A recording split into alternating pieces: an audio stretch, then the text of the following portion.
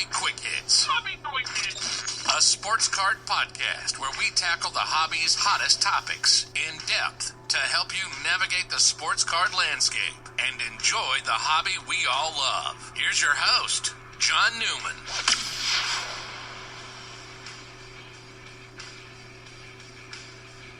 Hello and welcome to another episode of Hobby Quick Hits. This will be probably a shorter episode. We're going to dive into the vintage football market, if you will.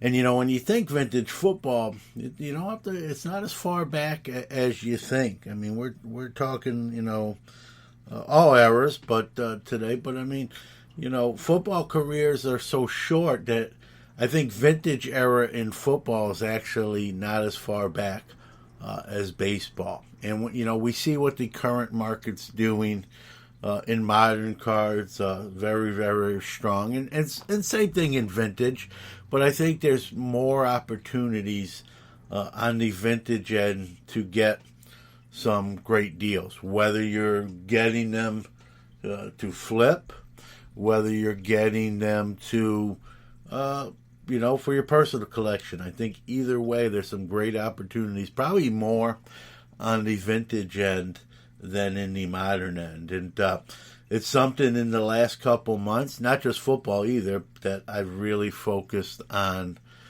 vintage sports, and including even boxing cards. I've added a bunch of vintage boxing, and it's being an old guy like me, I remember some of those guys where some of the younger guys might not, and just know, hey, I know that's a Hall of Famer, but I never saw him play. I actually seen him play. I don't know if that's good or bad, or I'm just dating myself for how old I am. But it's a great opportunity. That market's a great opportunity to still get some really good deals. I think, especially in football side, I think a lot of cards are more undervalued football-wise than in its hobby counterparts, baseball, basketball. Even hockey, we've seen a crazy growth, especially on graded Hall of Fame rookie cards. So I'm going to kind of go through and just mention guys, that are maybe the market is still there to get some deals, and then others maybe not so much. But a guy, a legend, very short career, kind of retired with a lot more tread on his tire. Got kind of sick of losing in Detroit, and Barry Sanders. And I know his stuff's not necessarily cheap, especially his autograph stuff. But when you look at how he's viewed, not just in the hobby, but just in the sport, as one of the all-time greatest backs. Some will argue he is the greatest back, and that's high praise. His rookie cards, are still very affordable in relation to some others, and it's a guy I try to look for when I can, and the 89 score probably being his, biggest rookie card. And that's the other thing, with football too, is there were less card brands compared to baseball, even in the 80s and 90s. And so the rookie cards, there's less decision making, if you will. For each guy we talk about, everyone knows the key rookie. In other sports, it becomes an ongoing debate. No one will argue really that the 89 score Barry Sanders is his rookie to get, And so Barry Sanders is one of the tops on my list. The next one I'm going to mention is a guy that I got to know. We lost him this year here in 2021. Great individual. I got to know him a little bit on a personal level. He was a Syracuse legend, an NFL Hall of Famer, and coaching high school football locally. I got to, we would practice on the campus of Syracuse. He would come and talk to our team every year that I was there, and very generous with his time. I got to know him from being a season ticket holder and attending a lot of season ticket holder events, and he'd walk around the room where you could come up to him. And I was shocked the first time I met Floyd Little. I was shocked at how down to earth. Here he is, an NFL Hall of Famer, a legend. I was shocked how much time he gave me. What we talked about was like talking to someone I went to high school with. There was no arrogance about him, and all the time I got to talk to him and know him. That was who he was. And so this pick's a little bit of a homer pick, but his cards are still severely undervalued for being a legend. And even his autos now, which I own quite a bit. And here's a crazy side note: for as many times as I met him in person, I never asked for an in-person auto. I just thought, I didn't want to be that guy, so to speak. I'm not going to say the thought didn't cross my mind, but I had already some, card autos of them out of releases, Upper Deck and those type of things. So I didn't really feel a super need to do that. Didn't want to be a fanboy, and I've got quite a bit of those autographed cards, those certified autographed cards. They're still relatively underpriced for, him not being here anymore. You can get them anywhere from $20 to $50, and depending on you got limited amount, limited numbers or single digit. But the normal signature cards you can get anywhere from $20 to $50, and probably closer to the 20 mark than the 50 mark. And he's a Hall of Famer. He's a legend. He's in the Denver Broncos Ring of Honor, and he wore the 44 at Syracuse, which is a legendary, if you know the story there. So he's also on my list. Joe Montana, he's there's no problem with Joe Montana, but the thing is, with all the Tom Brady GOAT talk, right? Joe Montana's kind of went to the back of the bus. We don't talk about or think about Joe Montana the same way. Now with Brady winning another ring in Tampa, Joe Montana's kind of taken more of a back seat. But when you look, nothing's changed. He didn't throw another interception. And I can make an argument that, Joe Montana still might be a better player. And, and that's a debate for another show. But his stuff is relatively cheap as well for, before Brady come along, no argument that he was the greatest quarterback in NFL history. And you could still get decent graded copies of his rookie for a decent price. Now, it's not a short print. There's plenty of them, but it's a great iconic card, kind of him in a throwing motion with the ball. And, it's definitely for a football fan or collector, probably something that should be in your collection. And even his autos, here's another guy. His autos are very affordable. Many cases under 3 digits, under $100 you can get a Joe Legend auto. Another guy, another running back, not a Hall of Famer. I don't know if he'll ever will be, but even the fact that he's not a Hall of Famer, when people speak of him, he's spoken in that air. And his career was cut short by injuries. Two-sport player, Bo Jackson.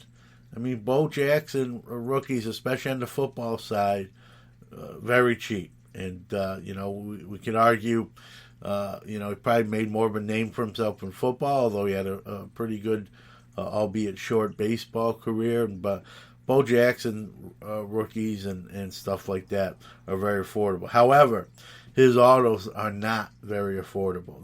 They bring a pretty good coin. I believe that's because he's not a prolific signer, just in public terms. So if you want an auto, it's going to cost you, but the rookies are still very affordable. I think the reason being is a lot of people shy away from him because they don't feel like he's ever going to get in the Hall of Fame and get that bump from that. But still a legend of the game. When we talk to sports athletes, you got to, Bo Jackson, you got to talk about Deion Sanders. And Deion Sanders, again, still very affordable. He's sort of not looked at in the same light as Bo Jackson. He doesn't have all those plays that you remember that stick out like Bo does, where scored a touchdown, run into the tunnel. Many people criticize Deion and say he was scared to tackle people. Great interception guy, or defend the pass, but didn't want to really get in there and hit. And so I think that's hurt sort of his image, but still, very, very affordable if you like Deion Sanders and the legend of Deion. Still very much in the public eye, doing commentating, now coaching at Jackson State. And he's going to be one of those guys until he's no longer with us. You're going to see Deion, whether it be on TV, commercials, TV shows, being an analyst. He's not going away. He's keeping himself out in front of the camera. Some more guys. Let's go into a little bit of the receiver category. Randy Moss.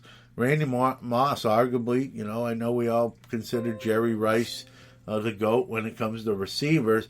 Randy Moss is right there. And a lot of his stuff, especially on the rookie side, not where I think it honestly should be. And I think it's going to be one of those things later on, when people really, really analyze and look and even see what some of these modern day players, when their careers are done, where Randy Moss still matches up and falls into those categories. I think you're going to see an increase. But now's a good time to buy. Another guy seems to be a pattern with the Lions.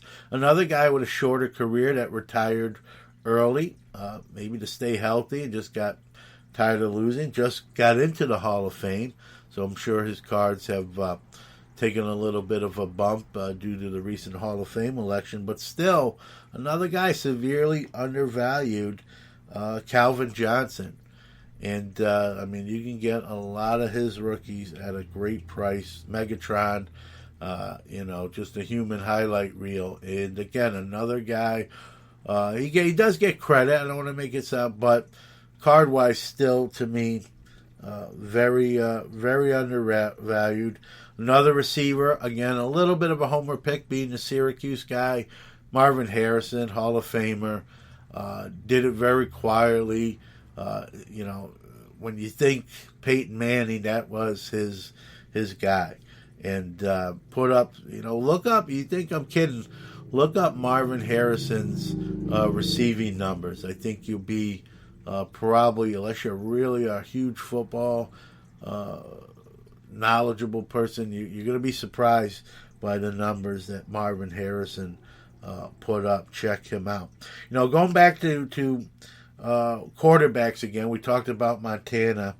Going a little newer, even though they're not newer in terms of they've been retired a while. Both Hall of Famers, obviously. Dan Marino and John Elway.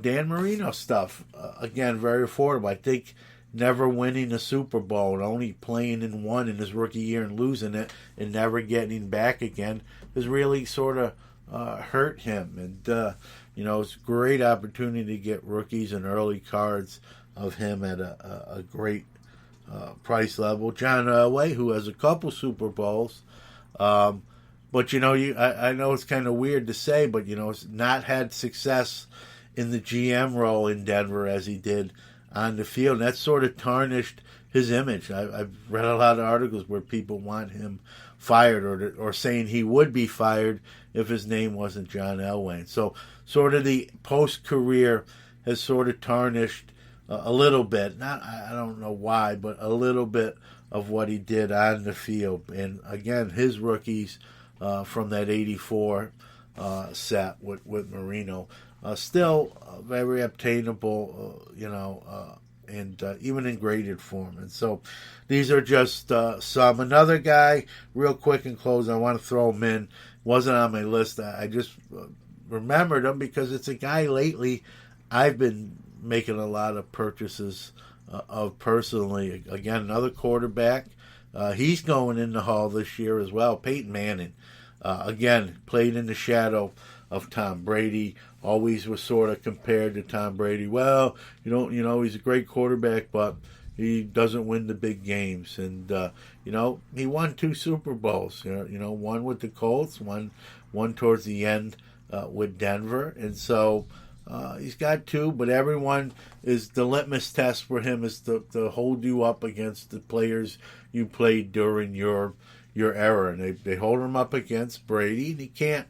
2 Super Bowls to 7, and so Brady's going to be put ahead of him. But when you talk about pure quarterback skills and mind of the game, Peyton Manning, if he wanted to get into coaching, I believe could be type of a Belichick type coach, I believe. And I don't know if he's going to eventually go that route or is happy, just watching and doing some funny commercials. But Peyton Manning's rookies are, to me, I know some of them are pricey, depending on the premium stuff, some of the XPX and the high-end stuff. But, one of my favorite cards, period, not just football, is his 98 Stadium Club rookie card. I try to buy those up at any opportunity I can. I think aesthetically, it's a real beautiful card. It's his rookie.